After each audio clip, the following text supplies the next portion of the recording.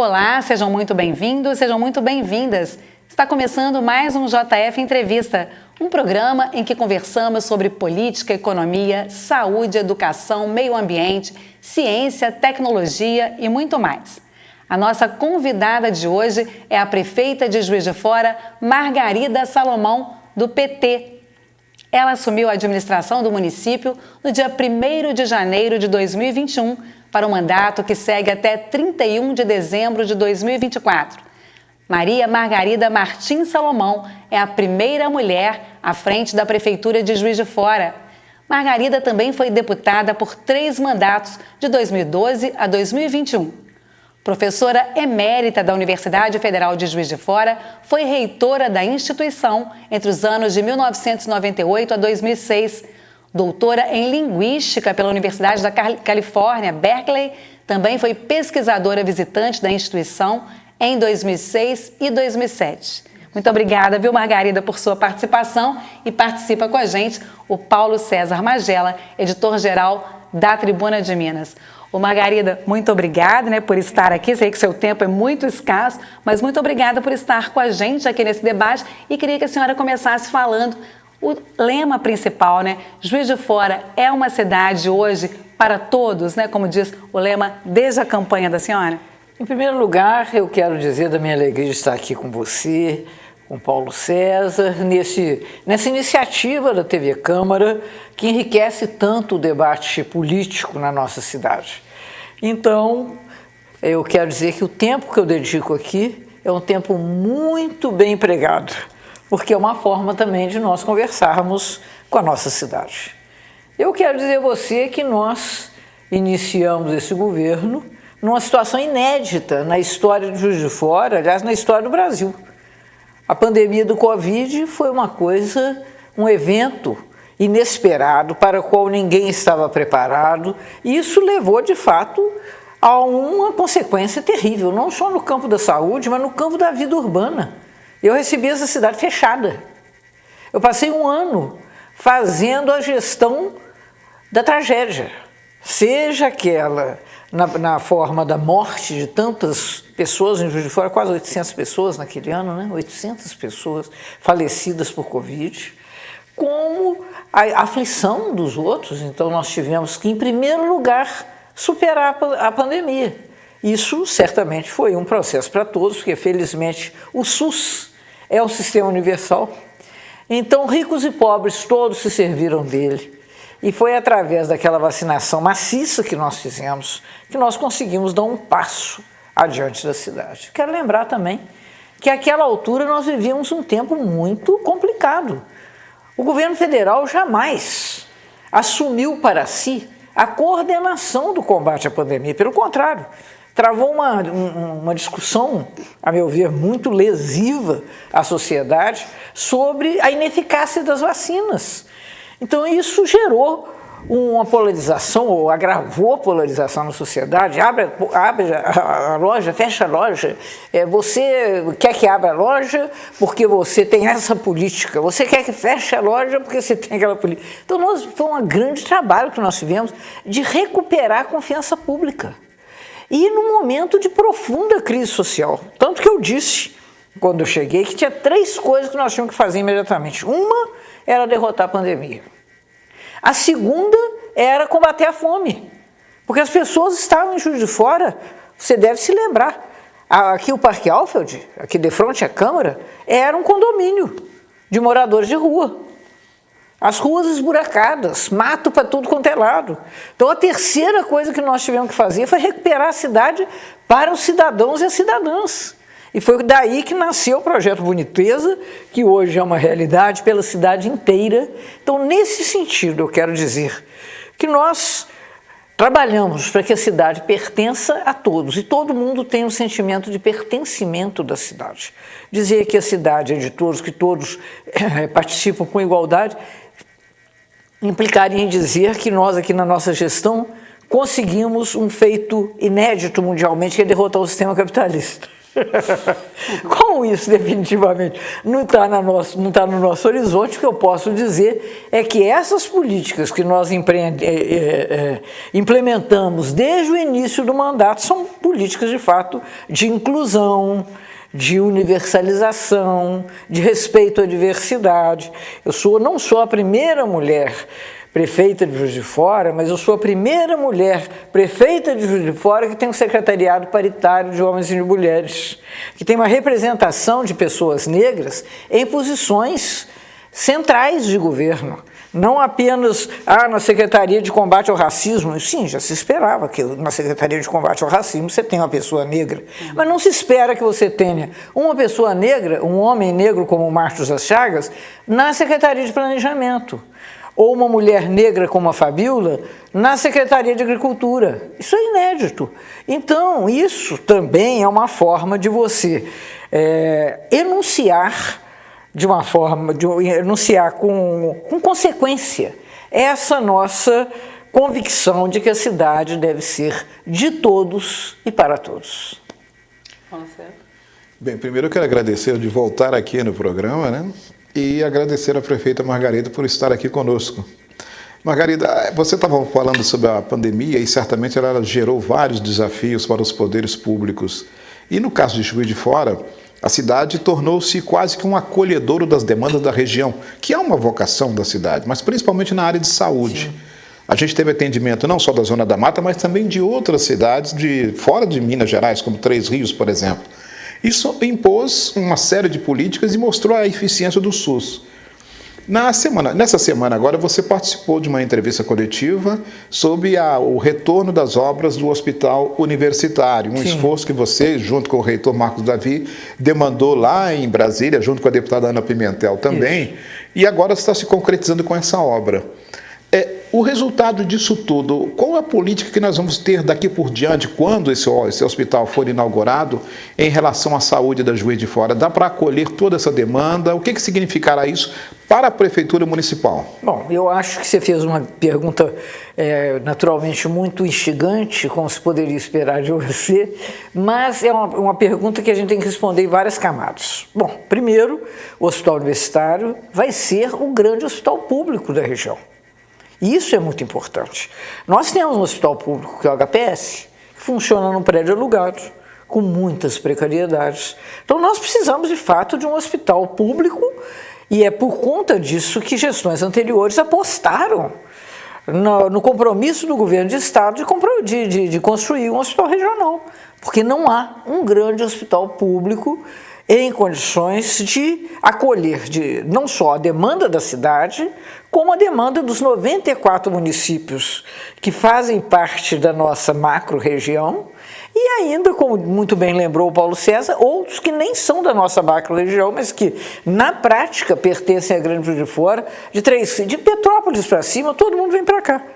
Né? Então isso é fato, porque esse então é a primeira resposta. Eu acho que é fundamental a inauguração do novo hospital universitário, que ele se complete. Eu estava em Brasília quando o pessoal da EBSER e quando o pessoal do MEC e do Ministério da Saúde definiu que isso deveria estar incluído no PAC, são mais 180 milhões de reais para completar essa obra. Houve uma recomposição do projeto, que senão não conseguiríamos completá-lo. Mas o compromisso é de que ela esteja pronta até 2026, o que é naturalmente uma notícia extremamente bem-vinda, tendo em vista nossas características aqui da saúde. A outra coisa que eu quero dizer a você é que é preciso recompor o financiamento do SUS. É uma coisa louca o que hoje a gente tem aqui neste ano. Por exemplo, por conta do orçamento secreto, nós temos uma redução de quase 30% das transferências para o Fundo Municipal de Saúde. Isso é uma loucura. Nós estamos continuando com a mesma demanda, ou com uma demanda, na verdade, até mais aguda por causa da pandemia, por causa das filas, por causa do represamento das cirurgias eletivas, de exames, essa coisa toda. Né, esse aplicativo que nós disponibilizamos agora, que você pode fazer a consulta para ver em que lugar que você está na fila, na verdade a fila é assustadora. Então, a gente acha que é necessário também haver uma recomposição muito forte do financiamento do SUS e um melhor planejamento público. Porque você vai me perguntar, mas por que houve essa redução? Por causa das emendas parlamentares, do orçamento secreto. Então, de repente, um equipamento hospitalar de Juiz de Fora privado recebe uma emenda parlamentar de 10 milhões de reais, certo? Isso não está dentro de nenhum planejamento. Isso é uma indicação parlamentar, tá certo? Então, eu quero dizer a vocês que essa também, obviamente, o hospital vai atender a nossa expectativa, mas nós precisamos, além disso, trabalhar como o MEC, o Ministério da Saúde nesse momento está trabalhando, e aí eu quero até dizer que em breve, na semana que vai de 15, se eu não estou enganado, dia 15 de setembro, a ministra da Saúde estará em Juiz de Fora, a ministra Nízia Trindade, num evento que é da Câmara, Sim. e promovido junto conosco, liderado pelo vereador Antônio Aguiar, e ela virá com outras autoridades da saúde no Brasil para discutir isso. E nós queremos discutir com ela de que maneira que se recompõe esse orçamento, porque a gente fica, na verdade, numa situação de muita dificuldade para dar resposta ao direito constitucional da população à saúde. A senhora esteve essa semana em Brasília, né? A gente acompanhou pelas redes, se encontrou com o ministro Alexandre Padilha. Isso. Tem mais investimentos previstos, Margarida? Como é que a gente pode ver, né, agora Juiz de Fora nesse cenário aí que mudou completamente esse ano, né? Eu acho que isso é muito importante o que você está me perguntando. Eu acho que é importantíssimo. Nós estamos trabalhando com um outro quadro. Um quadro que prioriza a união e a reconstrução do Brasil. Eu acho que isso é fundamental. Uma sociedade tão rachada como ela vinha no processo eleitoral, no processo eleitoral tudo bem que as pessoas tenham as suas dissensões, que elas tenham as suas diferenças, aliás é para isso que nós temos o processo eleitoral democraticamente, mas isso vencido precisa levar uma cicatrização dessas feridas e na verdade, é que a sociedade encare o que ela realmente necessita, a sua agenda de futuro. Senão nós ficamos, afinal, muito presos. Então eu acho que esse é um momento muito bom no Brasil. As pesquisas estão demonstrando uma aprovação crescente do governo, exatamente porque o ambiente econômico está mais seguro, está melhor, você tem investimentos muito importantes na área, por exemplo, da política social, você tem uma turbinação do programa Bolsa Família, isso naturalmente leva mais recursos para as famílias mais necessitadas, você tem a retomada do Minha Casa Minha Vida numa perspectiva muito mais interessante do que já foi, né, para que a gente não tenha que repetir os erros do passado, né, nós podemos fazer melhor.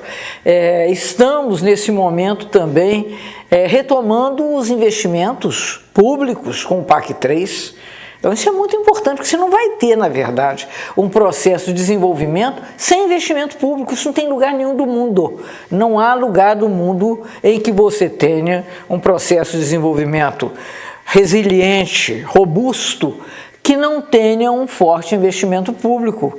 Vamos ver o que está acontecendo nos Estados Unidos. O Biden está, na verdade, puxando uma retomada econômica com uma forte injeção de recursos públicos. Está acontecendo isso na Europa. A China, que hoje é a principal potência econômica do mundo, tem um investimento público considerável. Então eu fico muito feliz que nós estejamos com a perspectiva de investimento de 1,7 trilhão,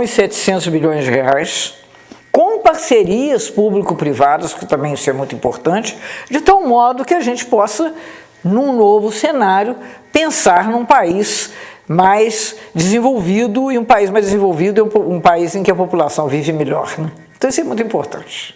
Trazendo para Juiz de Fora toda essa política de investimentos, porque você tem uma agenda hoje de desenvolvimento de Juiz de Fora aberta em todas as áreas. Isso. Econômica, política, social. O financiamento de todo esse projeto, você conta também com esses recursos, Margarida? Você espera neles? Eu acho simples. Se você olhar o orçamento do município, o orçamento do município ele já tem tantos comprometimentos muito importantes, por exemplo, manter as escolas, manter as creches, manter as UBSs, manter a assistência social, que a assistência social é toda nossa. Com o desmonte que aconteceu no governo federal passado, a nossa política de assistência, o nosso orçamento de assistência social dobrou, com recursos do Tesouro, porque se nós fôssemos contar com transferências, nós estaríamos já muito prejudicados. Então eu gostaria de dizer que esse ambiente em que se anunciam grandes programas, editais, para os quais nós estaremos atentos, e financiamento público, BNDES, tá certo? Está aí com uma série de programas, tem um eixo de funções chamado Clima, que para atender exatamente drenagem, para atender exatamente contenções de encostas, para atender saneamento, porque isso é fundamental. Nós temos uma infraestrutura urbana das cidades brasileiras muito precária, né? Então eu acho que isso é uma coisa muito boa e nós estamos muito interessados em participar desse processo de retomada. E por isso também, Paulo César, é que nós estamos buscando recursos de financiamento.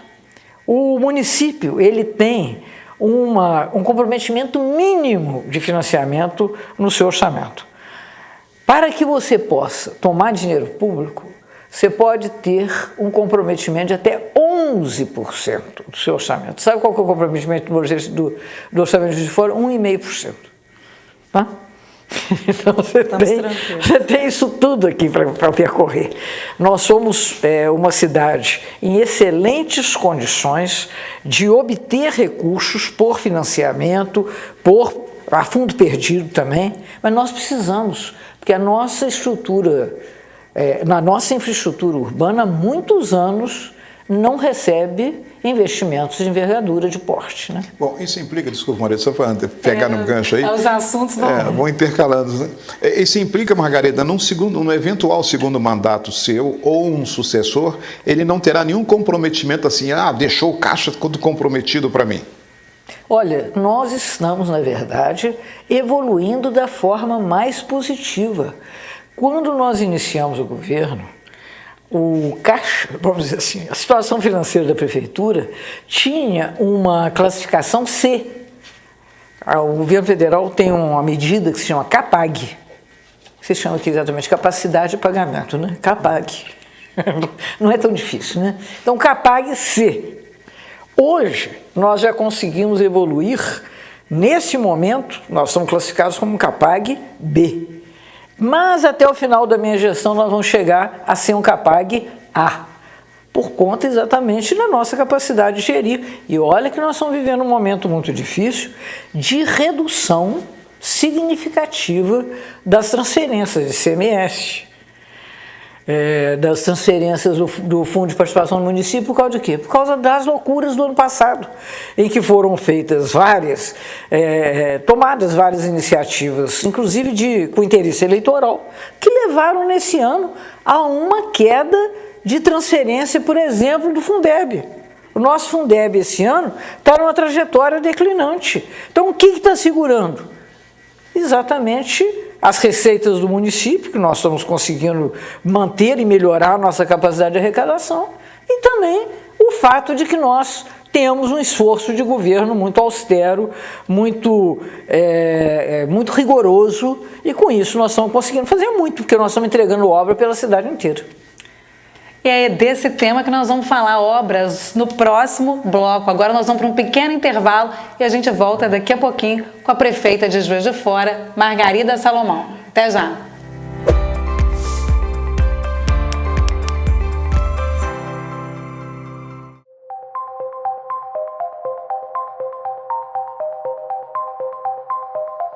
Olá, eu sou a Cristiane Guerra e você tem um encontro marcado comigo aqui na tela da JF TV. É o programa Cidade em Pauta. Toda segunda, quarta e sexta-feira, às 9 da noite, eu recebo aqui 3 convidados para a gente conversar sobre vários assuntos Tudo que é importante para Juiz de Fora, você acompanha aqui no Cidade em Pauta, na tela da JF TV. Eu espero você!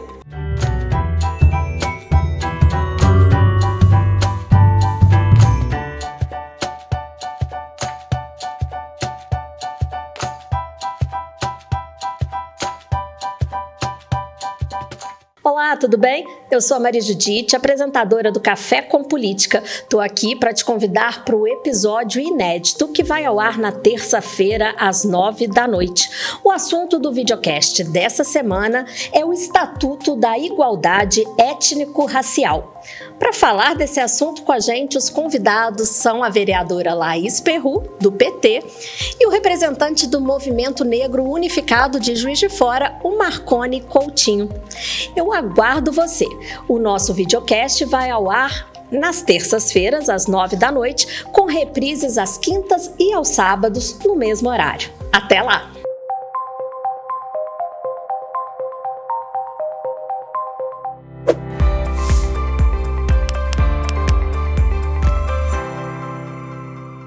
Olá, estamos de volta com o JF Entrevista. Hoje aqui nos estúdios com a gente, a prefeita de Juiz de Fora, Margarida Salomão. Nesta entrevista participa com a gente o editor-geral da Tribuna de Minas, Paulo César Magela. E a gente começa, mudando um pouco de temática, Margarida, mas continuando, a senhora citou obras no final do primeiro bloco. Vamos falar de obras, Como é que está a expectativa de Juiz de Fora para receber essa necessidade dos 420 milhões aí para grandes obras, dinheiro que viria do Banco do Desenvolvimento da América Latina para macro-drenagem em vários bairros como Santa Luzia, Industrial, o Mariano Procópio, o Democrata e ainda obras menores aí no Granbury e em ruas como a Cesário Alvim, a Luiz Fávero e a Padre Café. O que a gente pode dizer para essa população? Posso dizer que nós já estamos começando. Porque como esses 420 milhões, 380, seria 360, isso. 360 são o recurso que nós tomaremos financiado. Mas o resto é a contrapartida da prefeitura, porque faz parte desse processo, nós já estamos começando. Quer dizer, você está utilizando a contrapartida nessa etapa. Já estamos usando a contrapartida. Que é cerca de 80 milhões aí, Margarida? Exatamente. Então, veja você, nós estamos, por exemplo, lá na Acesso Sul, nós estamos fazendo uma obra muito importante, que é uma grande rede de drenagem que vem lá do Parque da Lajinha, mas na verdade ali a grande mudança é a seguinte, é nós podermos usar o lago do Parque da Lajinha como uma bacia de contenção. Porque vamos pensar Santa Luzia. Santa Luzia é, na verdade, a maior bacia da cidade. E vem água de tudo quanto é lado. Vem água lá de cima da Avenida Rio Branco. Tá certo? Não era assim, não. Desce a Ibitiguaia ali igual um rio. Exatamente, desce igual um rio. Tudo asfaltado direitinho, que vem mais rápido ainda a água para encher o córrego embaixo. Aí você tem o córrego Ipiranga, você tem todo aquele sistema dos afluentes de Santa Luzia, você tem a água que vem da Cidade Alta.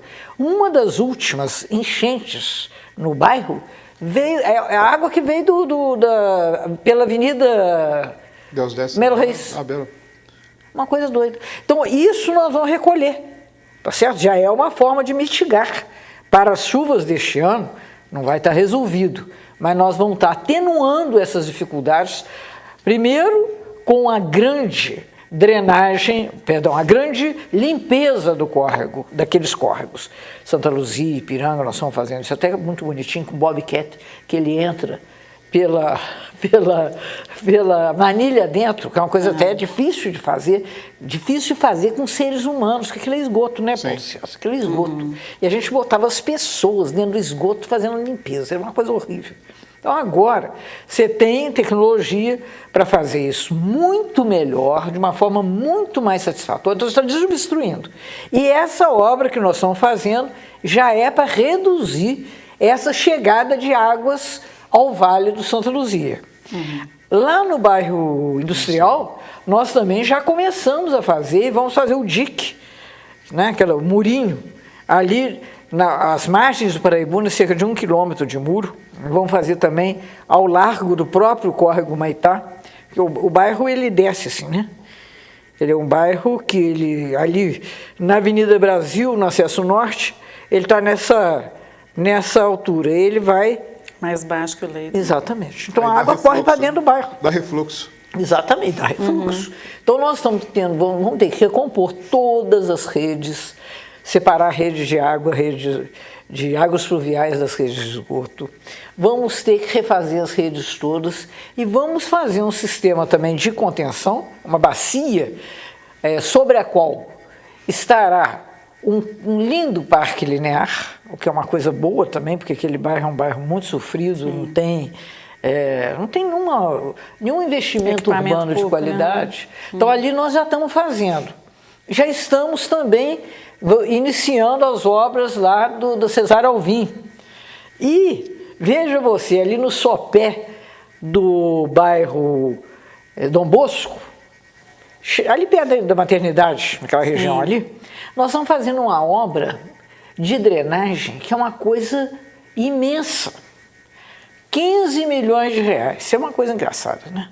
Porque nós, para completar o ginásio, nós gastamos 16 milhões de reais. Eu outro dia estava fazendo a visita lá, aquela obra, e eu mesmo estava pensando, Margarida, mas você é doida mesmo, né? Você está enterrando o ginásio aqui. Que são obras que depois, elas são fundamentais, mas elas não são visíveis.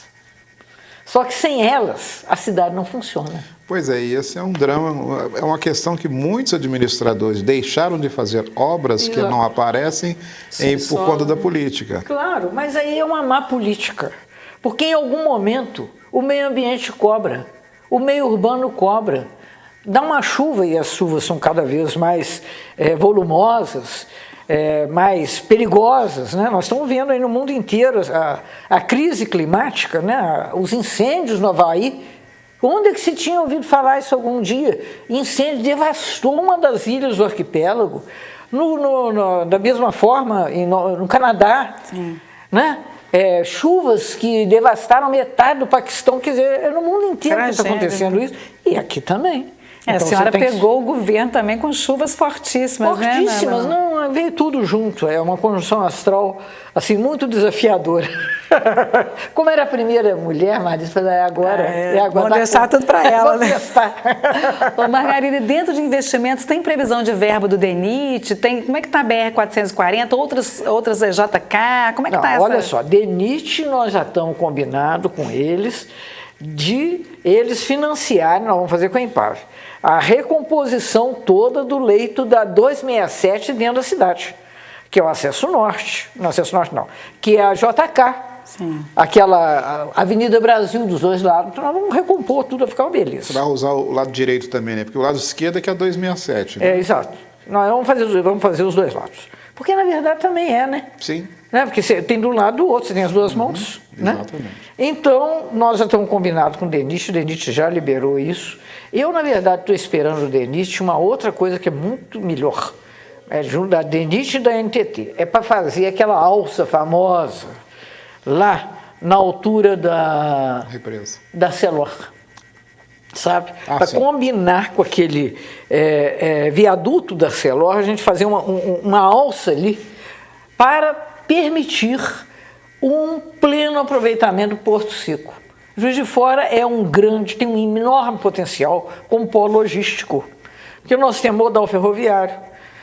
Com um investimento que tem que ser de natureza federal um pouco mais ambicioso, você pode ter uma conexão melhor com o aeroporto da Zona da Mata, sim, o aeroporto de Tamar Franco. E você tem a 040, né, gente, que é uma ligação fundamental, que atravessa o Brasil, né, a antiga BR-3. Sim, né? BR-3. Né? É uma artéria central para a economia brasileira. Então, o Juiz de Fora é um lugar onde os caminhos se cruzam. Então, nós precisamos, de fato, de dar condições, e a gente está com esse planejamento de fazer uma repavimentação também, do acesso ao Porto Seco, porque isso vai melhorar muito. Então, isso nós estamos conversando com o DENIT, como conversamos com o DENIT também, com o ministro Renan, extremamente atencioso, estivemos com ele, a deputada Ana Pimentel e eu, e ele vai fazer a recomposição toda da 267 naquele trecho que vai de Juiz de Fora a Leopoldina. Então, horror. Só que a empresa que estava encarregada disso, infelizmente, falhou com as suas obrigações, então eles estão rescindindo o contrato com ela e vão ter que fazer uma contratação numa nova empresa para fazer quase que a reconstrução daquela via, né, que é uma via muito importante para a Zona da Mata e que está em petição de miséria absoluta. Bom, aí a pergunta, vamos falar sobre a 440, né? Margarida, você está pleiteando a municipalização. Isso. Mas essa municipalização, no seu entendimento, deve ocorrer de imediato ou só depois que o DENIT completar a ligação com a BR-040? Não. O que eu estou pedindo, Paulo César, é uma municipalização temporária. Porque se eles municipalizarem definitivo, aí, inclusive, a conexão com a 040 fica por nossa conta. E não temos recurso para isso. Quem tem é o DENIT. Então, o que eu estou pedindo é que eles repassem para o município a gestão daquela via, que na verdade é uma rua. É uma rua de Juiz de Fora, só que é uma rua extravagante, porque você tem mão inglesa, você não tem sinalização. Outro dia houve um movimento de populares abraçando aquela via, porque é perigosíssimo, as pessoas vão lá já fazer aconteceu ciclismo. óbito ali. Não é? Já teve óbito. Ciclista, então eu quero municipalizar para a gente poder ordenar o uso. E eu acho que isso pode contribuir de uma forma importantíssima para melhorar o trânsito na cidade alta. Né? A gente precisa de fazer um binário, que houve um crescimento muito forte daquela região da cidade nos últimos anos, concentração muito grande de investimentos imobiliários, lá, condomínios, grandes blocos de apartamentos, né? Então ali realmente você tem um estrangulamento. Portanto, eu estou esperando para as próximas semanas, na verdade, a liberação daquilo para a gente poder sinalizar, iluminar, ordenar o uso e, com isso, incorporar aquela via vamos dizer, a dinâmica urbana da cidade. Mas aquela conexão com a BR-040, Brasília. Isso, exatamente. Então, na verdade, vai virar uma rua, que é o que ela já é. Né? No momento, ela é uma ferida. Né? Então, agora ela vai ser cicatrizada. Principalmente na ponta de pé do Casablanca, há uma mistura entre lugar parado e o dilema daqueles moradores ali. Sim. Porque eles ficam ilhados por uma via e, ao mesmo tempo, não concluem um projeto que era para fazer uma ligação originalmente lá da 040 até na Rui Barbosa, mas que hoje se sabe que o máximo que vai até a entrada do Casablanca. Isso não vai acontecer porque essa ideia é de 60 anos atrás. Exatamente. Não, hoje não dá para fazer. Porque quando foi feita a concepção nos anos 80, por exemplo... 70, na verdade. Então, o bairro Vale do Ipê não existia. Não existia. Sim. Então, imaginava-se exatamente que até era interessante fazer uma ligação da 040 com aquela via, que uma parte é estadual, outra parte é federal, que vai para o Ubá. Né? Sim. Então, isso até é muito bom. Quem de nós, naquele momento, questionaria? Só que é uma obra como tantas. Você vê, essa original levou 18 anos. Essa tem 60. E aí, ela foi sendo feita por vários governantes, cada um faz um pedacinho, durante os governos, né, foram feitos aos pedaços. Um dos problemas, por exemplo, das cheias lá do bairro Democrata, do Mariano, é por conta exatamente da canalização do Córrego São Pedro. Houve um estrangulamento ali. Do estrangulamento e o fato que a água desce igual um tobogão. Se fosse no seu leito natural, né, como hoje recomenda a legislação ambiental, é claro que a água não chegaria com a velocidade que chega lá no Mariana. É claro que não, porque você não tinha. Vamos a nós que somos temos um bônus etário, vamos dizer assim. Quando é que eu ouvi falar que tinha enchente no Mariano, gente? Porque Santa Luzia sempre teve. Bairro Industrial sempre teve. Mas no Mariano, isso é uma decorrência dessas intervenções, vamos dizer assim, ambientalmente muito pouco pensadas, né? A verdade é essa. Margarida, nós estamos falando, né, dessas vias, mobilidade. E mobilidade também a gente tem que pensar no transporte coletivo, né?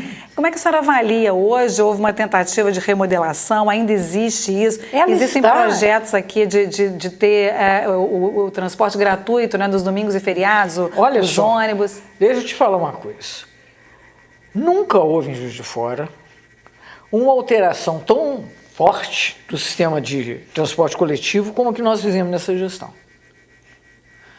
Nós enfrentamos a falência da concessão, do contrato, da licitação feita em um período anterior, que infelizmente gerou uma situação muito ruim, as empresas quebraram, os usuários muito mal atendidos. Então nós tivemos que fazer uma recomposição.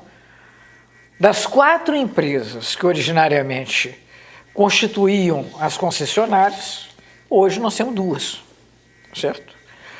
Nós também tivemos a coragem de fazer uma coisa que eu anunciava em 2008, quando eu fui candidata a prefeita, que nós devíamos subsidiar o transporte coletivo urbano.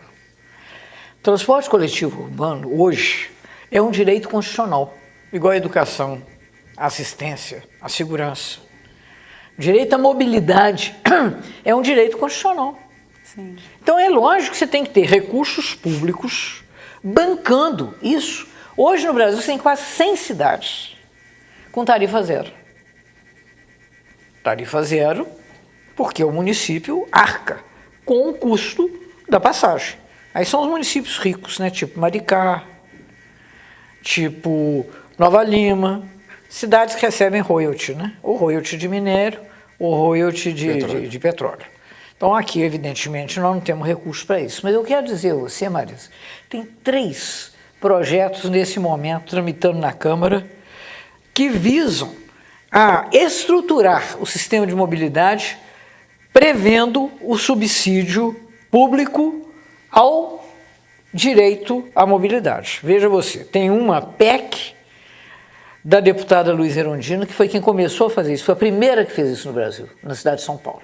Na cidade de São Paulo você tem há muitos anos o subsídio também público. Foi a primeira e única mulher, a primeira mulher de Exatamente. ser prefeita de São Paulo, Primeira, depois que veio a Marta, né? E que topou e fez.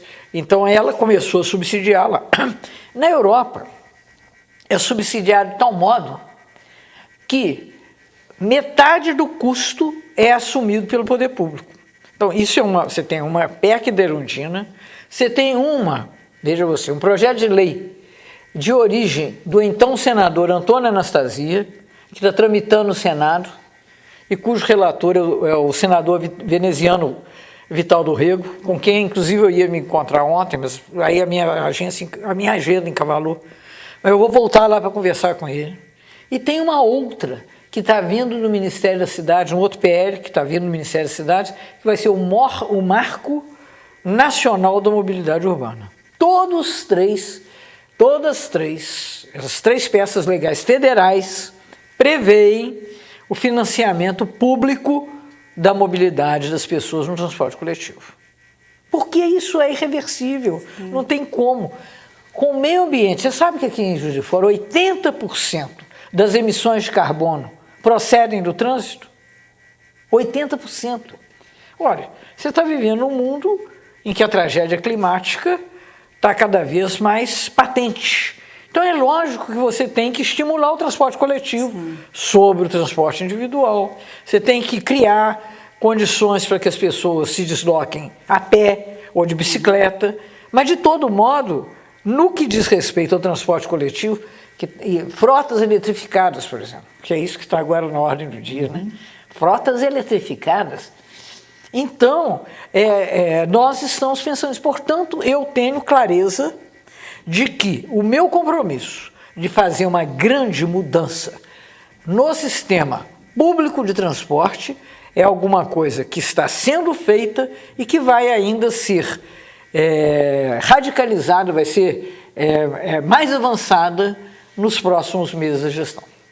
Margarida, nós vamos para o intervalo, né? A conversa está ótima, nós vamos para o intervalo e voltamos falando de emprego, de concursos e do futuro, né?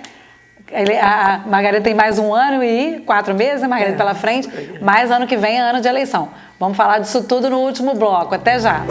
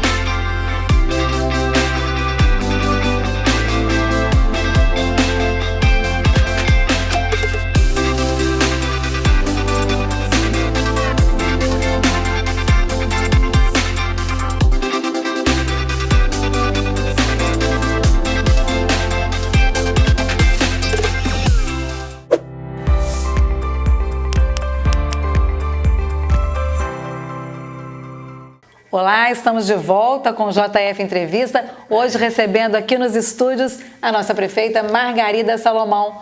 Com a gente aqui também, Paulo César Magela, que é editor-geral da Tribuna de Minas. E é o Paulo César que começa perguntando nesse bloco. Bem, Margarida, você falou sobre a pandemia, os desafios que ela impôs aos administradores, no seu caso também aqui em Juiz de Fora, iniciando um mandato no meio dessa tragédia que aconteceu. E ela trouxe, diante de várias consequências, muitas mortes, mas também um dano social muito grande no Brasil. E você também pegou a cidade com muitas pessoas que perderam seus empregos, outros perderam suas residências, a gente via pessoas na rua pedindo esmola, e de repente não eram esmolas porque eles queriam ali, era um fruto de toda essa tragédia humana que aconteceu. Como você está tentando reverter esse processo, gerando empregos, como também a política social de reverter esse processo dessas pessoas que estão nas ruas? Completando o combate à fome também, né, Margarida? Isso. Era uma preocupação desde o início, né? Eu queria dizer a você o seguinte, nós começamos atacando, vamos dizer assim, o quadro social mais agudo, das pessoas que estavam sem casa, sem comida, sem nada. Então nós fizemos uma série de programas, começamos com o levantamento, a Mesa Brasil, né, todo mundo contribuindo, e a sociedade foi muito generosa nesse aspecto. ONGs, o MST, todo mundo doou toneladas de comidas para as pessoas que naquele momento estavam muito, muito necessitadas.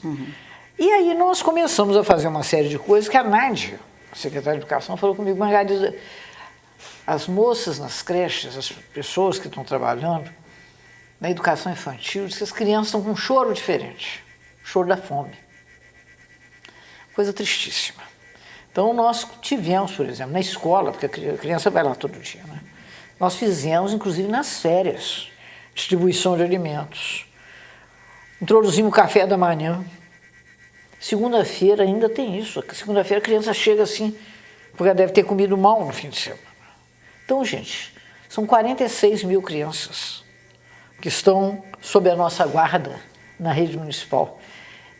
Estamos fazendo nas férias, estamos fazendo, e mesmo nas férias, que aí você não oferece, por exemplo, agora no mês de julho, mas nós oferecemos cesta básica para a família, porque aí também a pessoa pode, quem quiser levar o irmãozinho leva, sabe? Nós não criamos dificuldade para esse tipo de coisa. Então com isso também nós estamos gastando mais, é lógico. E uma alimentação de muita qualidade, muito boa mesmo. Alimentação fresca, frutas, legumes, arroz orgânico. Nos fale desse arroz orgânico, Pois porque é. a gente viu nas redes sociais falando que havia gastos desnecessários quando tem arroz aqui na cidade. Pois é, olha só, porque muitas vezes você compra na sua casa, né? Para você o arroz orgânico, todos nós sabemos que o arroz orgânico não é barato, é mais caro do que o arroz refinado, gente. Todo mundo sabe disso. E primeiro que tem uma política nacional que determina que um valor, 30% do recurso que chega para essa aquisição da merenda, tenha que ser não só da agricultura familiar, mas da agricultura orgânica. Então é isso que nós estamos fazendo, nós cumprimos a lei, só que no nosso caso, nós cumprimos uma lei que foi criada, foi votada nos governos do PT, que a gente acredita nisso.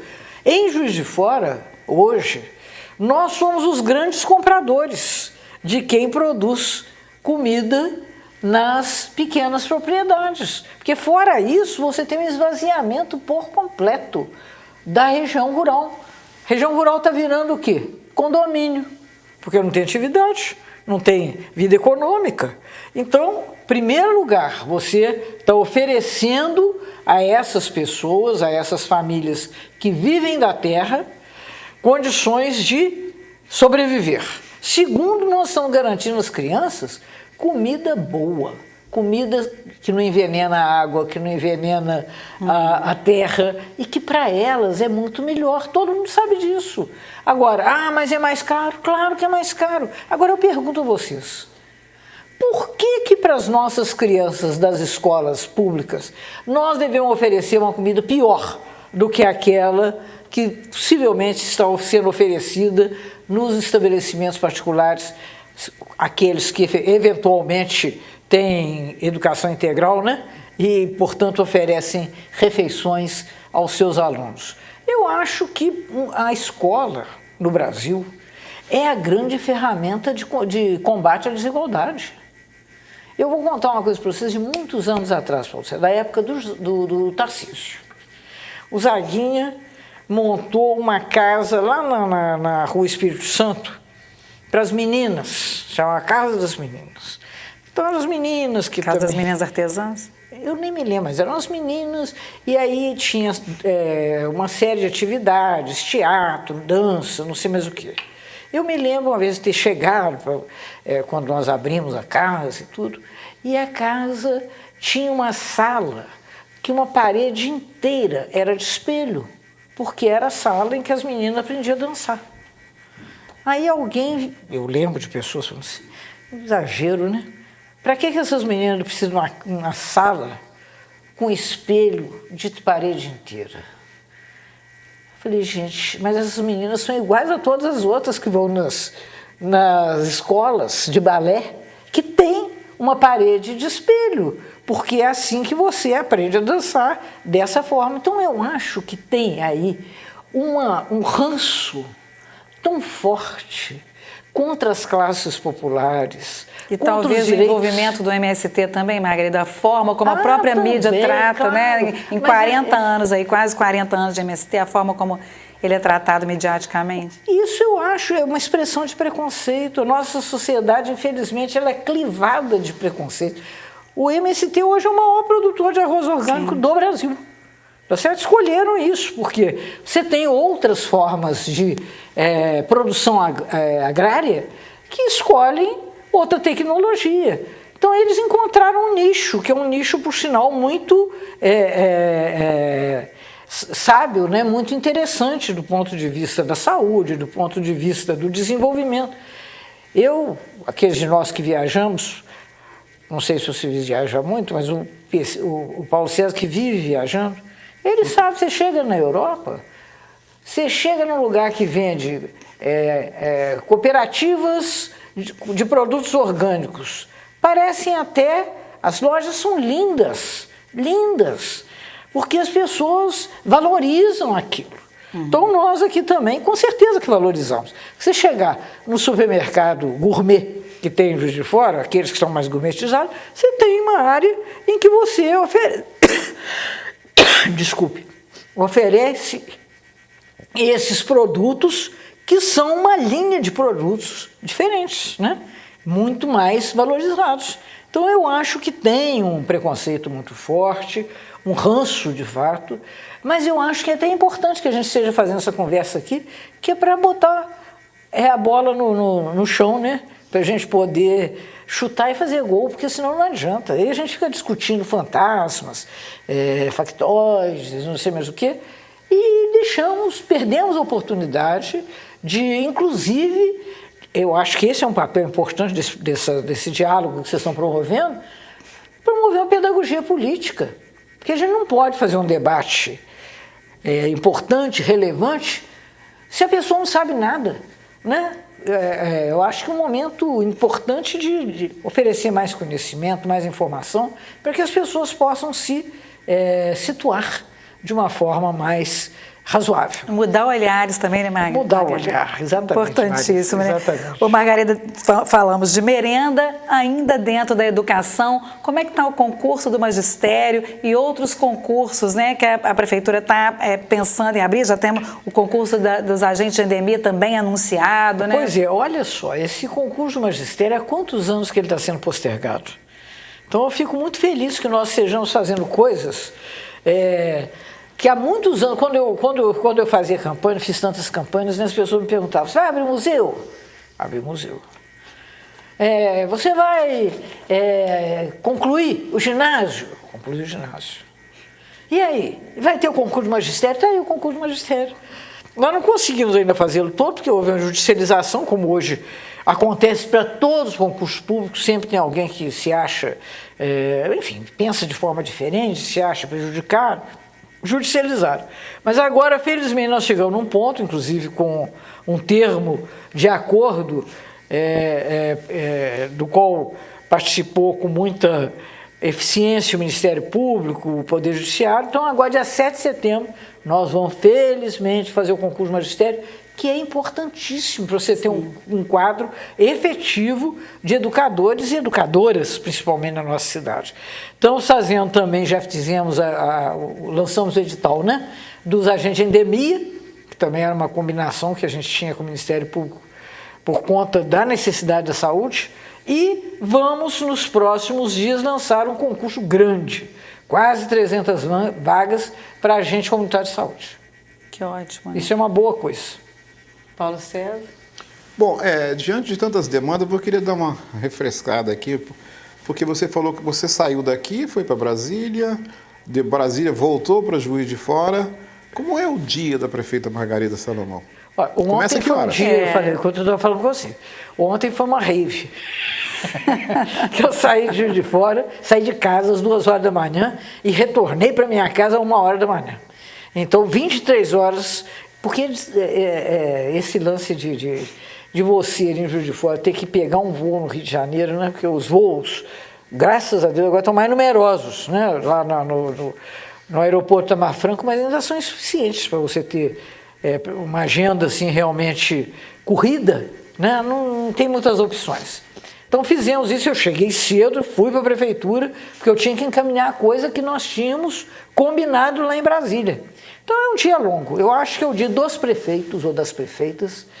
Isso é uma escolha de abraçar muita dificuldade, porque afinal de contas você está perto, tá certo? Ninguém procura o governador, o presidente está longe, quem está perto é o prefeito, quem está perto é a prefeita. Você sabe onde que mora, você sabe onde que vai. Eu vou na missa, o pessoal vai e conversa comigo na missa, mas você não acha, Margarida, não sei o que. E dá tempo de assistir.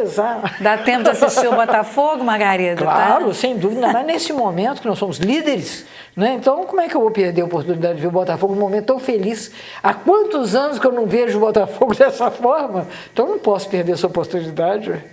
Ô Margarida, acho que nós já fomos em várias temáticas, não sei se está faltando alguma que a senhora queira falar, mas a gente precisa falar de futuro também, né? Hoje eu estava ouvindo a Rádio Itatiaia e já estão em discussões em Belo Horizonte alguns nomes do PT, né, para a prefeitura, Rogério Correia, Beatriz Cerqueira, o Rogério Correia até deu uma entrevista hoje. E em Juiz de Fora, como é que está esse tabuleiro aí para as eleições do próximo ano? Aí eu vou puxar uma pra sardinha para minha rádio também, né? Falou da concorrência. Claro, né? Pois é, né? Mas a Rádio A Rádio Transamérica Juiz de Fora também já discute a sucessão, né? Pelo menos o meu quadro no painel lá, né? PC, não me desculpa. Com certeza, problema, né? Imagina. Nós hoje temos a responsabilidade, a honra de governar Juiz de Fora, então não faria sentido nenhum que nós não disputássemos a eleição do próximo ano. E, naturalmente, que dentro do partido, que nós não fizemos ainda essa conversa dentro do partido, nem dentro da federação, né? Porque hoje, na verdade, você tem, desde a eleição de 2022, você tem essa nova figura, que são as federações, que foram construídas para a eleição de 22, valem para a eleição de 24. Então, nós já estamos casados com o PCdoB e com o PV. Esses partidos, na verdade, vão lançar, por exemplo, para vereador, nesse momento, são 24.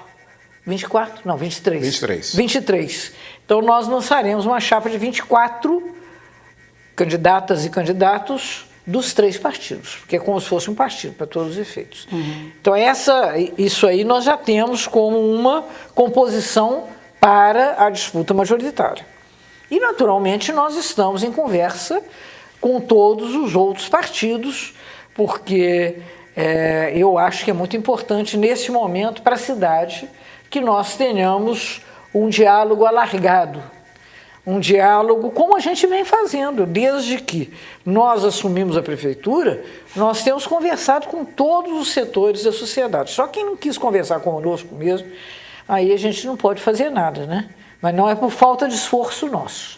Nós temos mantido um diálogo contínuo, que a gente acha que é o mais democrático, e além do mais... Então, dentro dessa perspectiva, essas conversas, elas têm, primeiro, que se concluir dentro do partido e da federação, Mas, sem sombra de dúvida, nós vamos conversar também com muitos outros possíveis parceiros para que a gente possa oferecer a Juiz de Fora uma agenda de futuro, conforme você falou. O projeto que nós mandamos lá para Brasília, né, do financiamento do CAF, é um Juiz de Fora mais 100, porque nós estamos pensando mesmo na cidade do futuro. Nós estamos fazendo agora concursos, em breve estaremos mandando para a Câmara um projeto de revisão do quadro pessoal, pensando para frente. Hoje, um debate que se trava no mundo inteiro é das cidades inteligentes, né? Sim. Quer dizer, de que maneira que você incorpora a tecnologia na gestão das cidades, com a internet das coisas.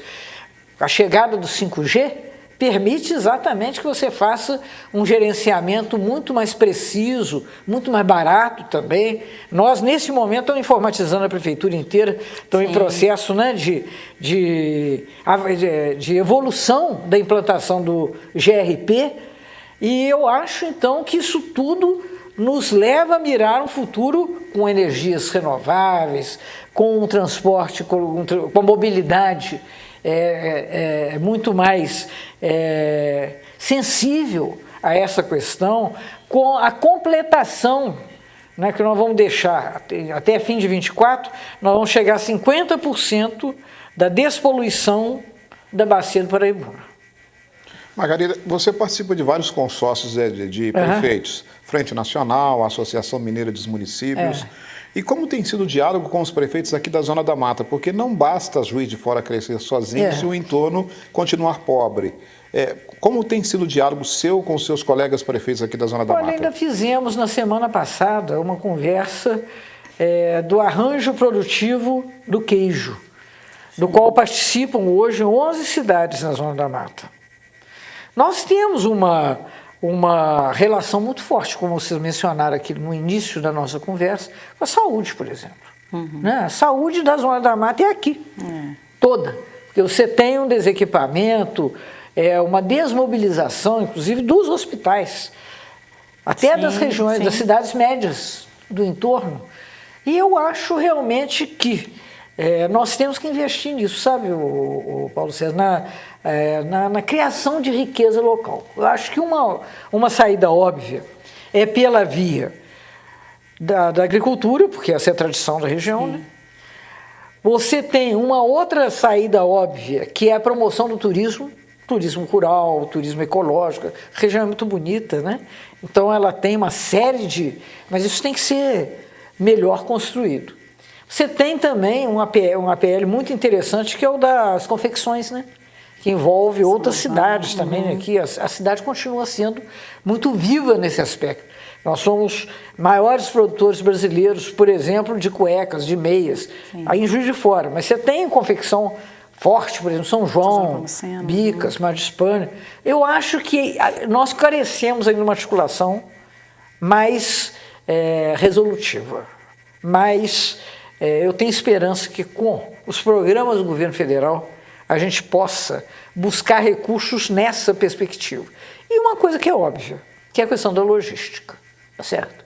Por exemplo, se viabilizar-se, como pode, inclusive com o aeroporto de cargas, o aeroporto de Tamar Franco, você tem um impacto tremendo na região toda, porque em todo lugar do mundo, um aeroporto é um vetor de desenvolvimento. Então não é possível que o único lugar do mundo em que ter ou não ter um aeroporto faz diferença nenhuma é aqui na Zona da Mata. Agora, nós precisávamos de um olhar mais companheiro do governo de Minas.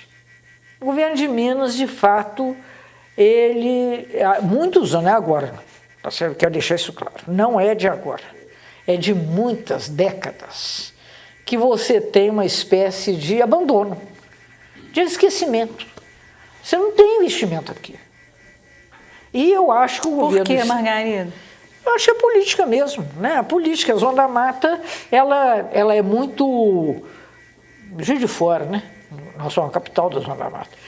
Então nós somos muito autossuficientes, muito... Mas o fato é que a riqueza de Juiz de Fora, que é o que segura a Zona da Mata no ranqueamento né, da pobreza de Minas, nós não somos a mais pobre por causa de Juiz de Fora. Porque Juiz de Fora tem 2 universidades federais, tem um grande sistema de educação, tem um grande sistema de saúde, tem um grande sistema de comércio, tem indústria Juiz de Fora. Tem indústria que, obviamente, oferece, e vamos ter mais, né? Porque está chegando aí a Ardar, está chegando a Braspel, a Indorama, outro dia fez um investimento enorme, uma das maiores empresas do mundo, né? na área de reciclagem, que também é um grande potencial que nós temos. Eu acho que o governo de Minas precisa de entender que, por muito que nós estejamos perto do Rio de Janeiro, nós somos de Minas Gerais. Então é necessário ter uma visão mais orgânica da relação da região, não é de Juiz de Fora, da região com o governo de Minas. Essa questão das indústrias, né, lá da primeira entrevista que a senhora me deu no início do governo, a senhora falava que 70% da mão de obra que vinha do serviço. Então a gente precisa fortalecer esse setor da indústria. Porque, na verdade, o emprego que dá mais estabilidade e tudo, o emprego do serviço, ele tem muita rotatividade. Né?